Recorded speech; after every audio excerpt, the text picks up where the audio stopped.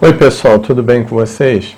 Esse é mais um vídeo do canal Oficina de Espiritualidade e da nossa Oficina dos Sentimentos, um caminho para a espiritualidade. Nessa oportunidade vamos falar sobre o medo. Já dizia Jesus que a cada dia basta o seu mal. O que ele queria dizer com isso? Que nós não devemos nos preocupar com o nosso futuro, não devemos fazer planos, não devemos estabelecer metas e etc. Não. Jesus queria dizer para que nós não tivéssemos medo do desconhecido ou que não desenvolvêssemos processo de ansiedade em relação àquilo que ainda não aconteceu e talvez nunca acontecerá. Então o medo, ele é um fator gerador de ansiedade também. Mas nós vamos estudar nesse vídeo as duas faces do medo. A face natural, o medo como mecanismo do instinto de conservação, e em futuros vídeos nós vamos estudar sobre a face patológica do medo. Hoje nós já vamos começar a fazer uma introdução a respeito desse assunto, mas nós vamos focar o medo como um instrumento evolutivo para o ser humano. Em primeiro lugar, nós vamos focar esse medo como algo natural. O medo é um amigável indicador de que queremos responder acertadamente aos desafios, requisitando de nós mesmos maior preparo e atenção. Como dissemos, na visão nossa e do espírito Hermance de Foucault, o medo é um fator de evolução, tanto intelectual quanto moral para o ser humano. Precisar dar voos maiores, cada vez maiores em nossa evolução. Nosso destino é a felicidade, nosso destino é de sermos espíritos puros, como está lá na escala espírita, em O Livro dos Espíritos. Portanto, fala sobre essa necessidade que o ser humano tem de crescer, e para isso nós precisamos desenvolver essa prudência em fazer as coisas de forma cadenciada e de forma planejada. Nesse processo ajuda o medo, que ainda não é o medo patológico, mas esse mecanismo natural a serviço do instinto de conservação. Então falemos primeiro dessa canalização natural do medo, a qual nós chamamos prudência.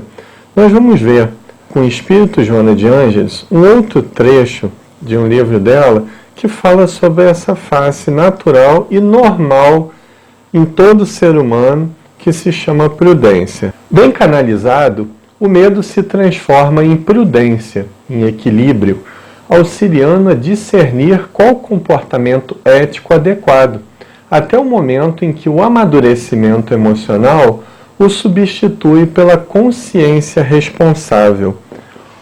Ou seja, nós precisamos dessa prudência, desse mecanismo do instinto de conservação, a fim de que o nosso comportamento ético, primeiro, seja marcado nesses níveis mais elementares de evolução, pelo medo de sofrermos represálias da lei.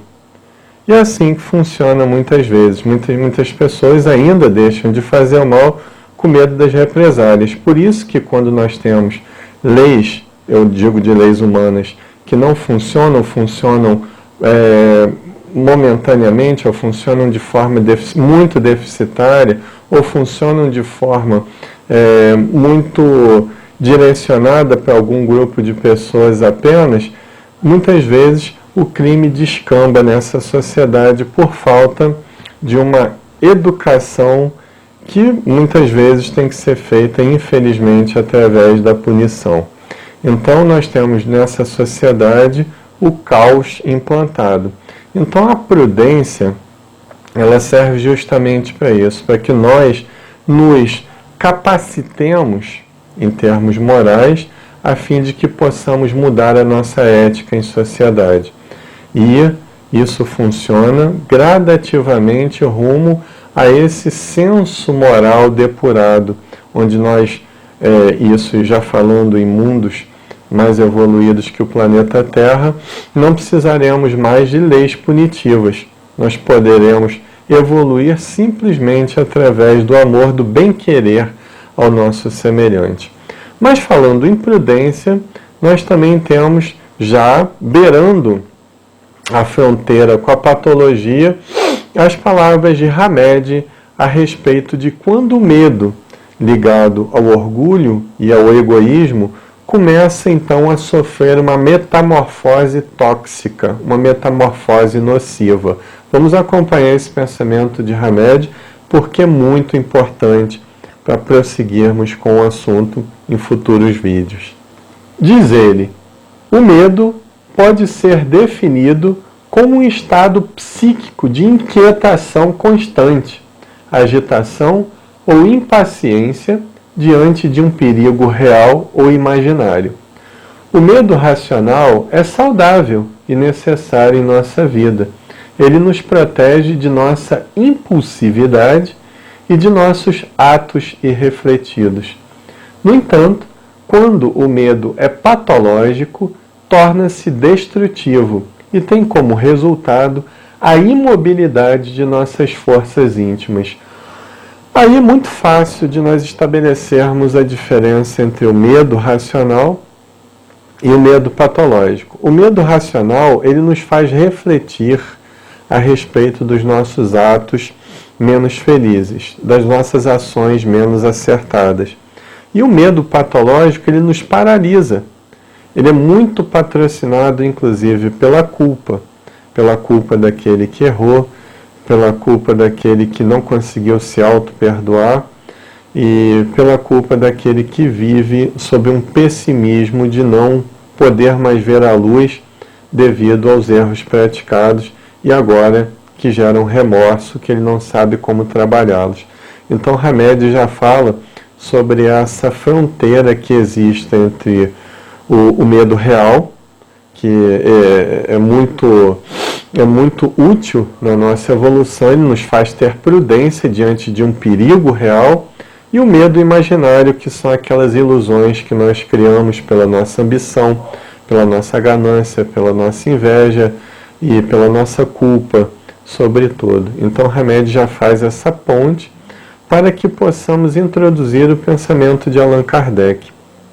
Na introdução O Livro dos Espíritos, Kardec fala sobre a função da religião. E aqui não falamos de uma religião institucionalizada, falamos do princípio religioso que é comum na mente de todo ser humano. Todo ser humano possui crenças, ainda que essas crenças sejam materialistas, sejam ateias, ou sejam dogmáticas, ou, enfim, ele possui crenças. E é baseado nessa conceituação geral de religião que Allan Kardec nos propõe o seguinte trecho contido na introdução de O Livro dos Espíritos. A religião seria bem fraca se, por não usar o medo, seu poder ficasse comprometido. Felizmente, assim não acontece. Ela dispõe de outros meios para agir sobre as almas, e o Espiritismo lhe fornece os mais eficazes e mais sérios, desde que os saiba aproveitar. Mostra as coisas na sua realidade e, com isso, neutraliza os efeitos funestos de um temor exagerado. Olha só que coisa interessante que Allan Kardec expõe nessa introdução de O Livro dos Espíritos.